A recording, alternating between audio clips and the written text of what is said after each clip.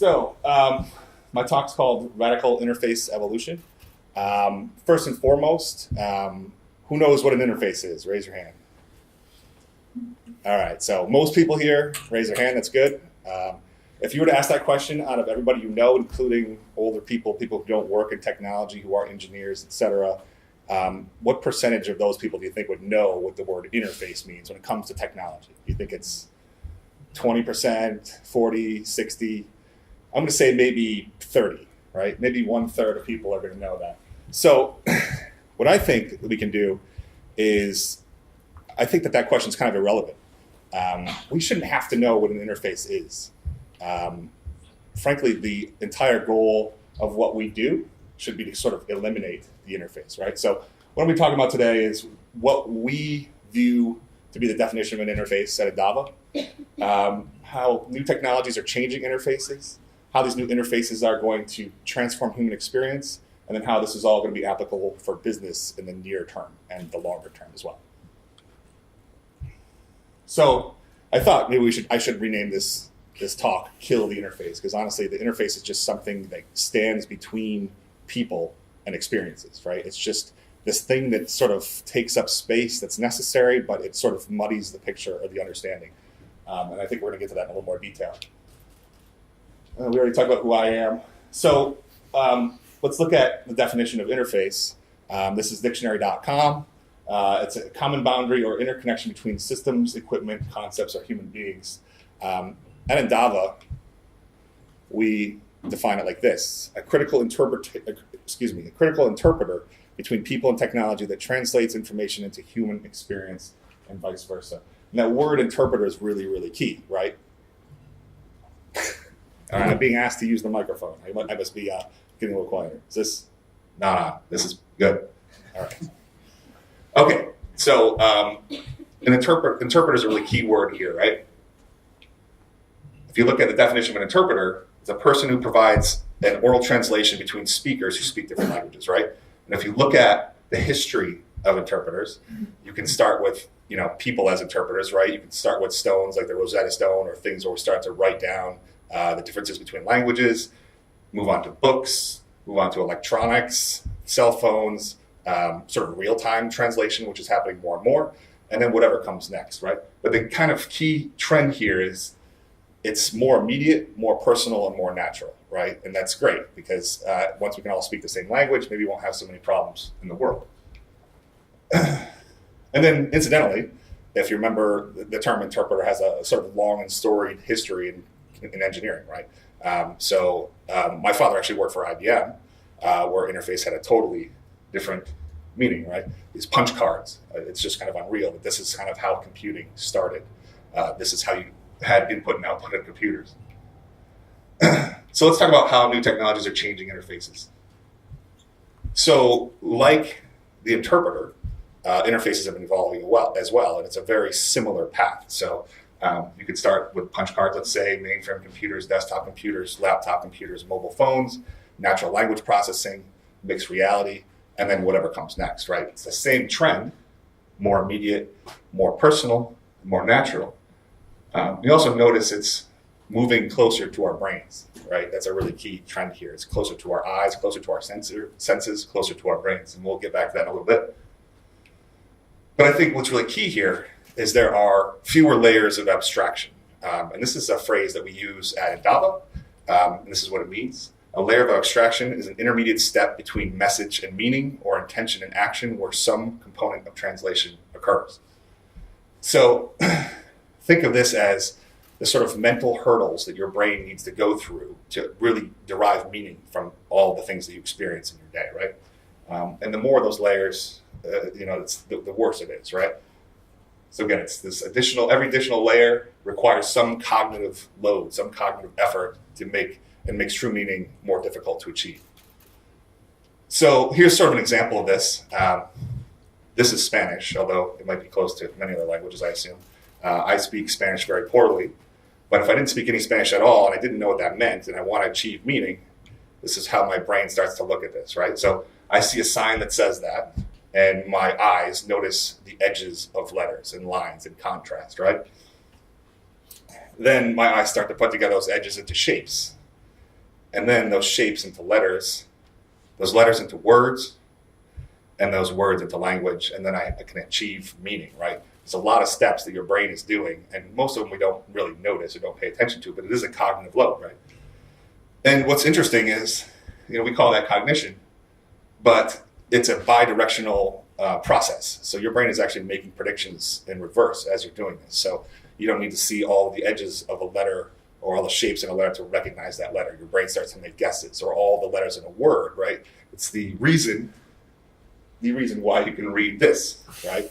It's exactly what it is. Your brain is really good at predicting things and filling in the gaps, which is great.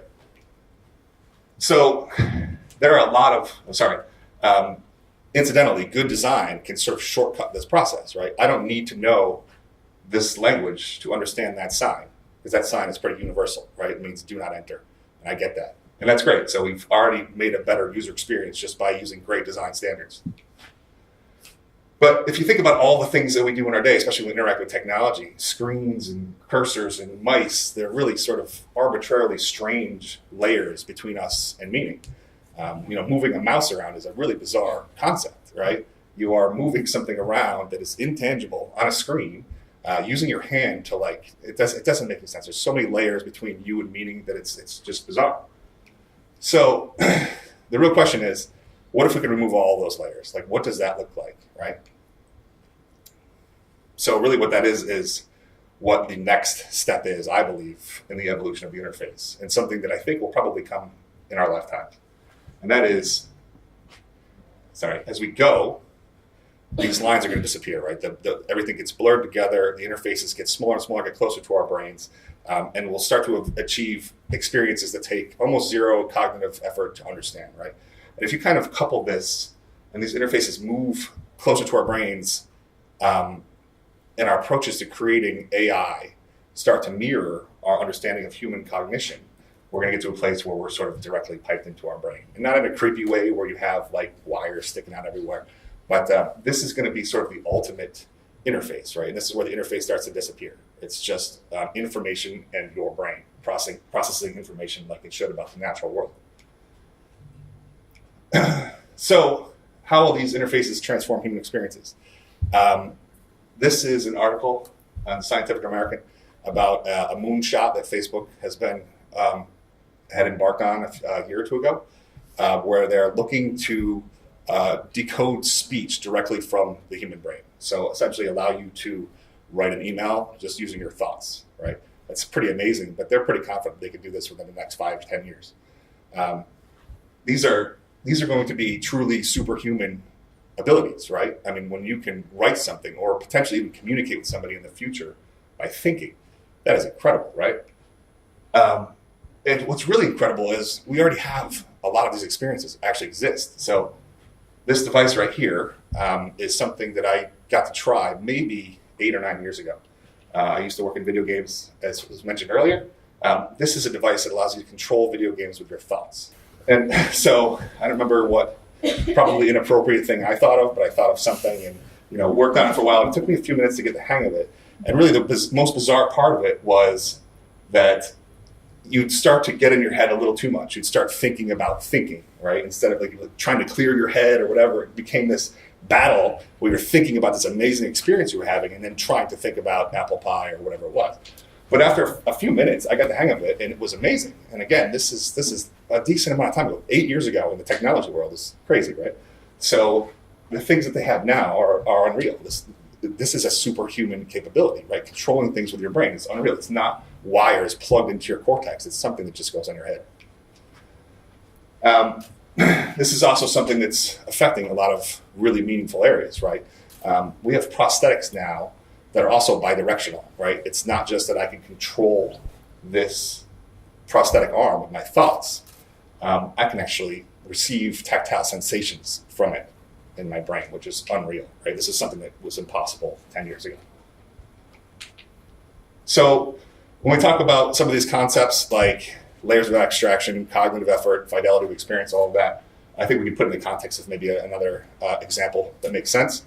So you can imagine today, if you guys ever fly a drone, in your hands for people who've flown a drone before, a few of us, excellent, cool. So you probably used a phone or some other kind of controller to control it, right? They have those sort of first-person view glasses. I don't know if you've ever seen them. It's kind of like a VR drone view almost, which is pretty cool. But you have these, again, a lot of layers of abstraction when you think about how I'm going to control this drone and even see what it's seeing or where it is and all of that. It's a huge cognitive effort. The fidelity of the experience in terms of, feeling like you are the drone is it's not very high fidelity, right? So again, today you can actually do it, like I said, with a first-person headset, and you can even control drones in some scenario by tilting your head and changing the angle of its flight and all of that. So again, this is actually improving these metrics down here. But then tomorrow might be controlling the drone with your thoughts as your brain sees what it sees directly into your visual cortex, which is a pretty amazing experience. There are very few layers of abstraction.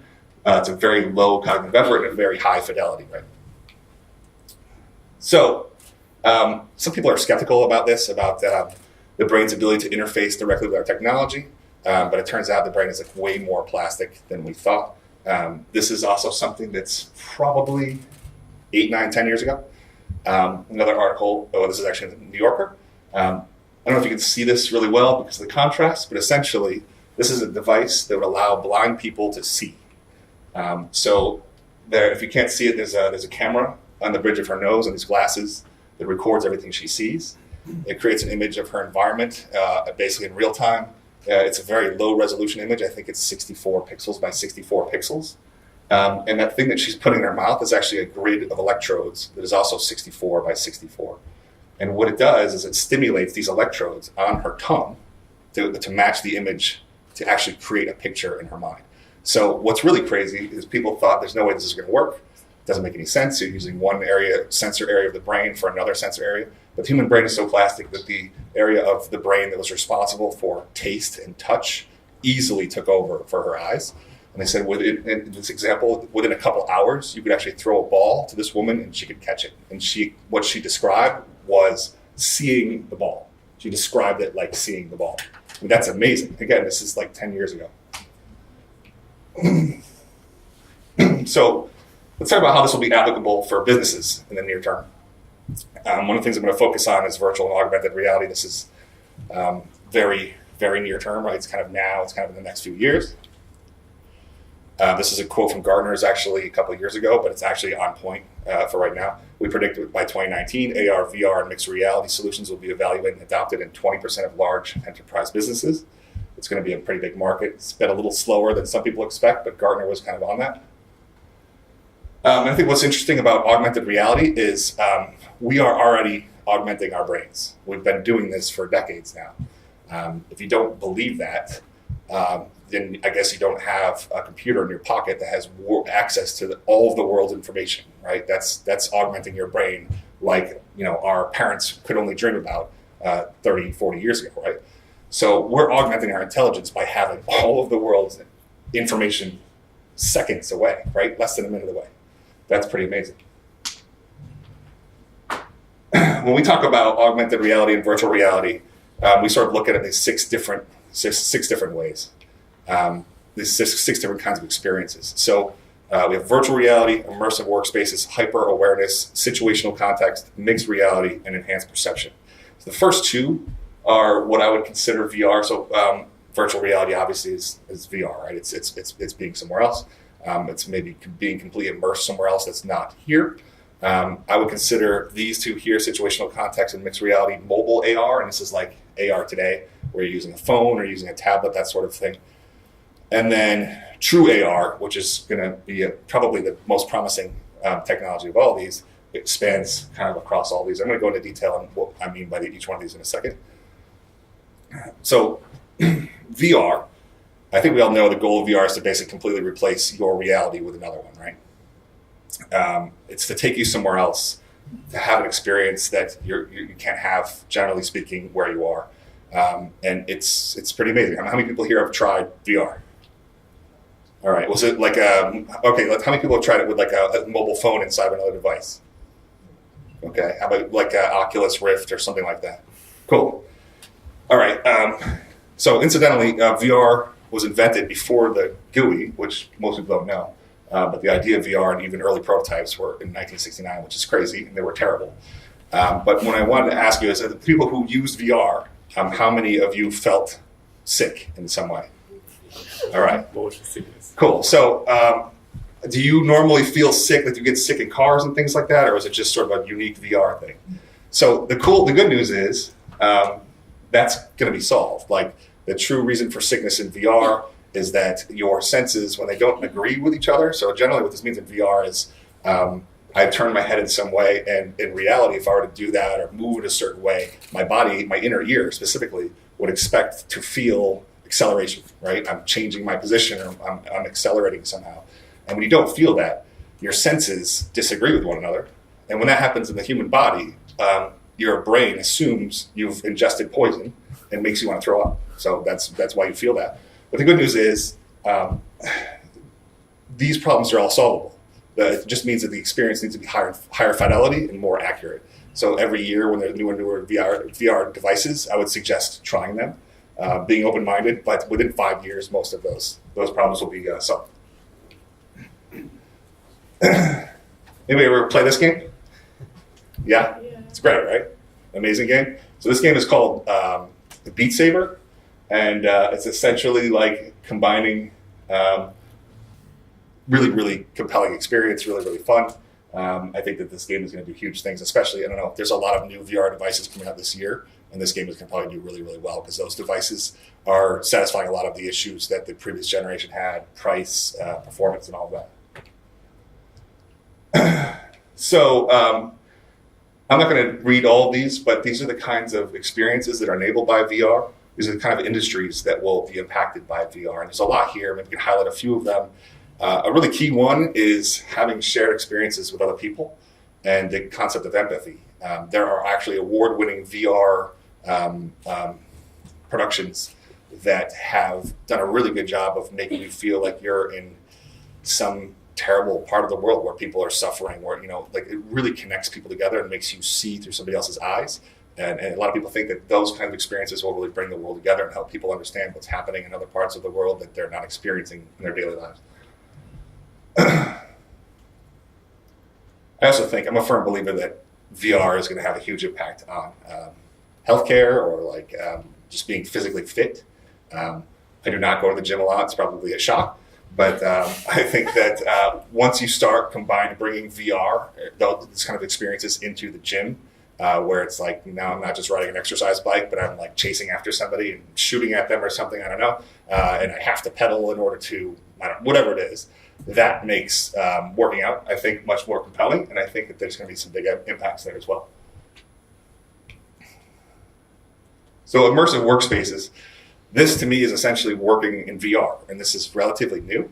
But if you can imagine, and you've used VR, working in VR essentially means that you free yourself of a computer monitor, right? And you free yourself of distractions. You can have information all the way around you at 360 degrees on every axis, and nothing distracting you. So you can really do some amazing things. But then there are also some great collaborative experiences in the horizon in VR as well that you can't really do, especially if you're working across the world from somebody else that you're working with.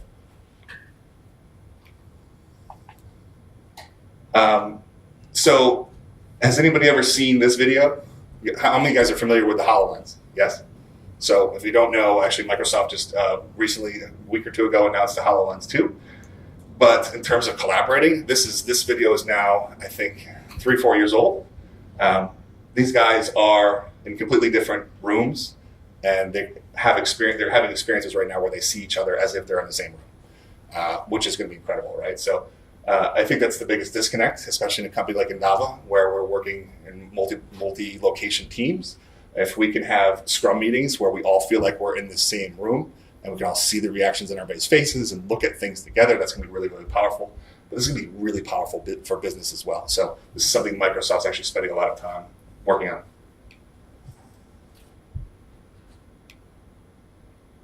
So like I mentioned, working in VR, screen space is not an issue, right? It's much more immersive. Collaboration's great. 3D visualizations of data are going to be unparalleled. Customizing your workspace can be great. If you have some small area that you normally work in, having a much larger area, at least virtually, is going to be pretty powerful. That's going to affect a lot of these industries, especially design and prototyping, right? So hyperawareness, to me, these are applications that are similar. There's applications that you already have access to on your phone or other devices, but now you have this information front and center in your view at all times. So this isn't something that's particularly amazing about augmented reality. It just means that I can see something, see data all the time, no matter what I'm doing. If I get up away from my desk for a few minutes, go to the bathroom or something, I can see all the information I might need. And there are a lot of people who need that, right? People who work in industries where if they don't have lightning fast reflexes to react to market changes and market conditions, they might lose tons of money. So if you think about this kind of thing, it's a bit like a Google Glass kind of thing, right? It's a bit like some of the early augmented reality things. But again, it's something that just makes you immediately aware of the things that you need to be immediately aware of. Not really earth-shattering from a technology perspective, but immediate, right? Situational context. This to me is providing an additional layer of data about the world. That's just like obvious things, right? If I have, imagine a pair of AR glasses where I walk around a city that's unfamiliar to me, I can see street names, I can see the path where I need to go to get somewhere, etc. This is just providing a new layer of information about the world around me and starting to augment my memory in a way, right? Somebody like me who's terrible with faces and names, if I had like your name floating above your head at all times, that would be amazing. So we always talk about augmenting our intelligence with our cell phones. Now you're augmenting your intelligence, your memory in another way that might be persistent all the time, right? So here's an example of that visually. Could have used this slide when I was talking about it. So again, yeah, it's access to this deeper layer of information about the world, etc. Retail, travel, obviously you can see why it's relevant. Hospitality, very relevant. Education, real estate for sure. Customer service, where you need to be able to more easily lead somebody through an experience, etc. Mixed reality is probably the version of augmented reality that most people are familiar with. This is where you are actually rendering 3D objects into your view of the world, like they're actual objects or physical objects that are there. This is very compelling. This is one of the most resource intensive to do, right? You probably need some 3D artists. You probably need people who are familiar with game engines like Unity and Unreal, etc. But also really compelling and magical, right? Once you can see virtual things in the environment, in your regular environment, it provides an experience like VR, but doesn't pull you out of the real world, right? Keeps you accessible to other people, allows you to have shared experiences with people who are in the same room very easily, etc. So, yeah, this is also some HoloLens imagery from the first HoloLens, like being able to play a game in your living room with virtual objects and stuff. Certainly for design and prototyping. And when companies spend so much money prototyping cars and things like that, if you can just project an actual car you're designing in front of you, make changes in real time, walk around it, make sure that something has clearance or open a door, go inside of it almost, right? These are amazing time savers for prototyping. Again, there's definitely going to be new forms of entertainment. Mixing video game worlds with the real world is going to be pretty compelling, pretty cool. And then this last category, I think is probably the most interesting to me.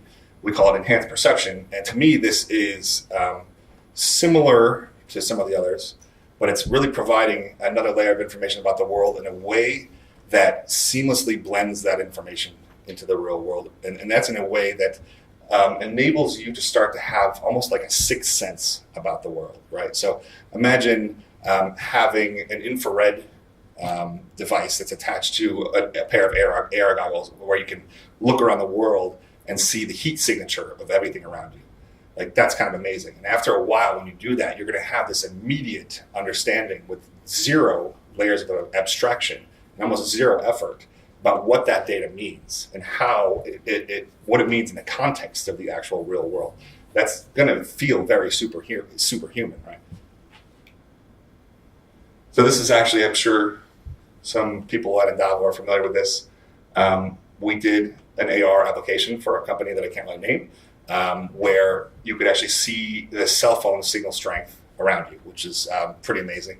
But again, like if you imagine somebody working at one of these providers, when they normally visualize this data, either they'd see it a spreadsheet or something, which gives you no context at all. Or there might be some topographical map or something that shows the cell phone signal strength or whatever. But what they don't see is how things in their field of view, like a building or a structure, may affect that, right? So once you can see this on top of the real world, it gives you a context that you normally just would never have. And it makes it immediate. It makes it solving problems much, much easier. So yeah, superhuman senses, the ability to see through things, right? If you have somebody come into your house, like a plumber or electrician, they can see through your wall to where your wires are, where your pipes are. That's huge, right? That's going to be definitely a thing. Seeing the medical industry is going to be amazing. Seeing a real-time scan of somebody's body while you're working on them or looking at what's wrong is incredible.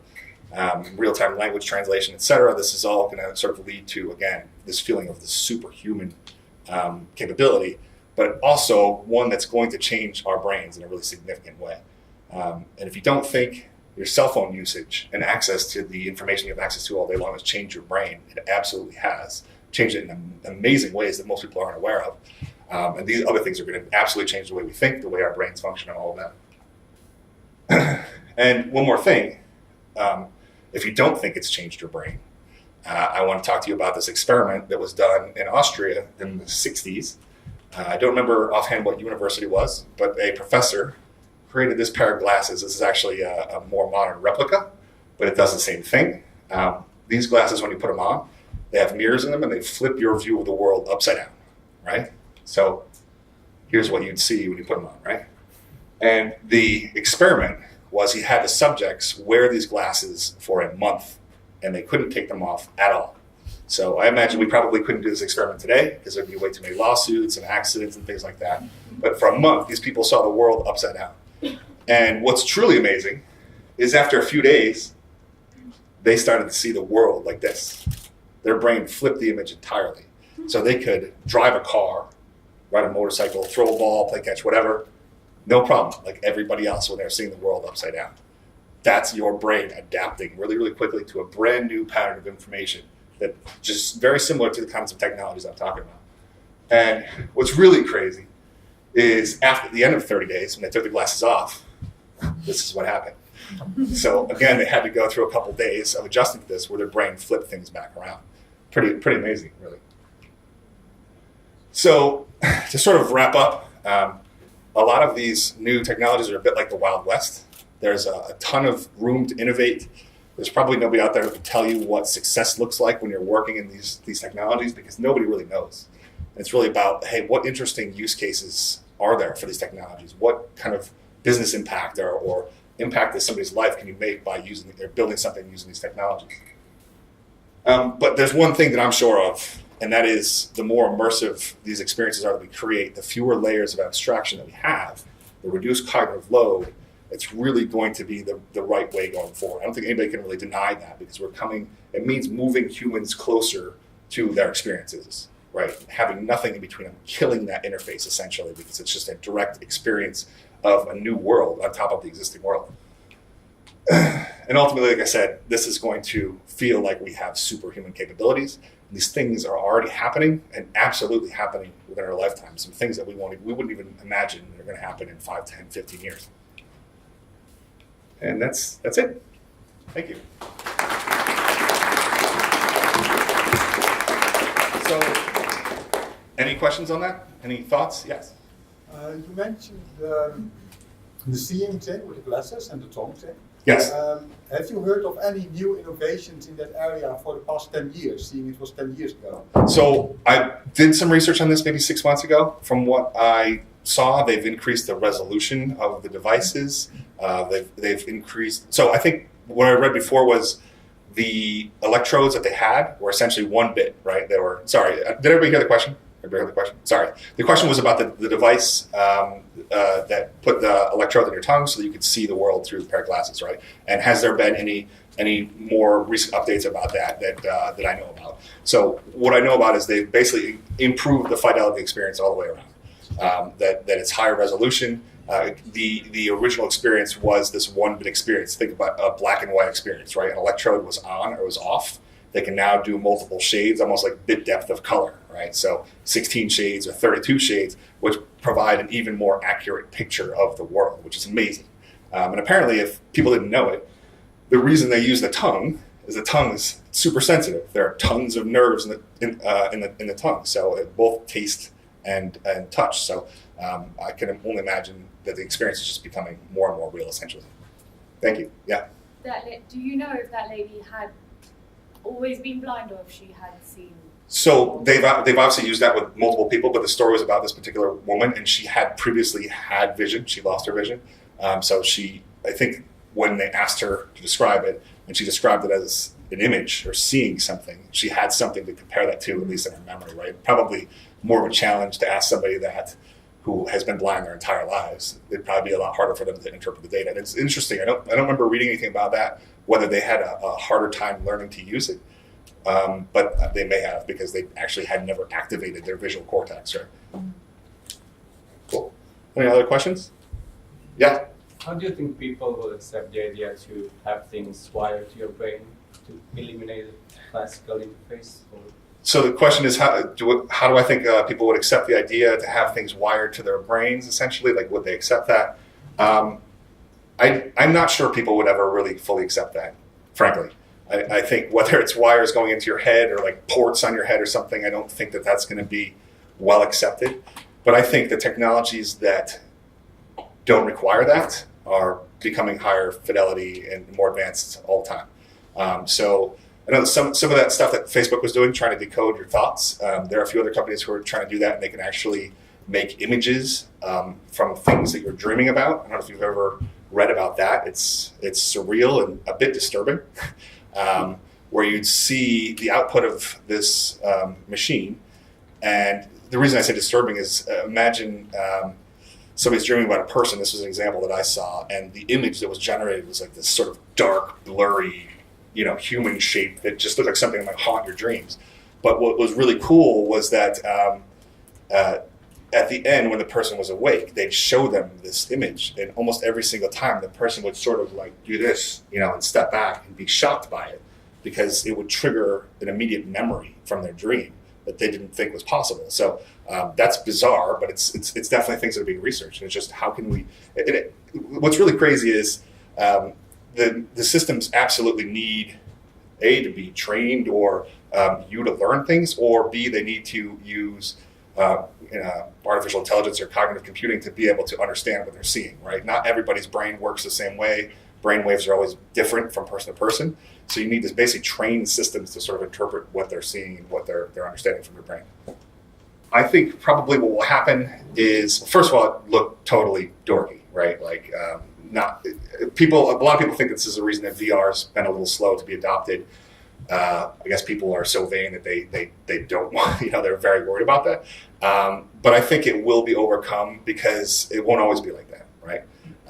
I'm sure that when Apple gets into the market, let's say AR, they're not going to produce something that isn't seen as somehow a fashion icon, right? Or something that you might want to have. And I think that they know to not do that. No matter how amazing the technology will be, they will refrain from doing it. I think it's the same reason why other companies like Microsoft are focusing on, this is a dev kit, this is an engineering kit for enterprise businesses. It's never, in terms of AR, it's never like this is really a final experience yet, because it's just not there yet. So, cool. Other questions? Yeah. In his book AI Superpowers, Sky Fully mentions about a concept which he believes that the American people will come with the original concepts, and the Chinese people will take those concepts and take it to the next level, just because they have the privilege of playing dirty, because they copy other concepts. They don't have too many regulation about this thing. And he mentions that they will get the AI concepts from the US, and they will take it to the next level. Do you agree with that proposition? So the question was about, I guess, U.S. technology innovation and perceived Chinese,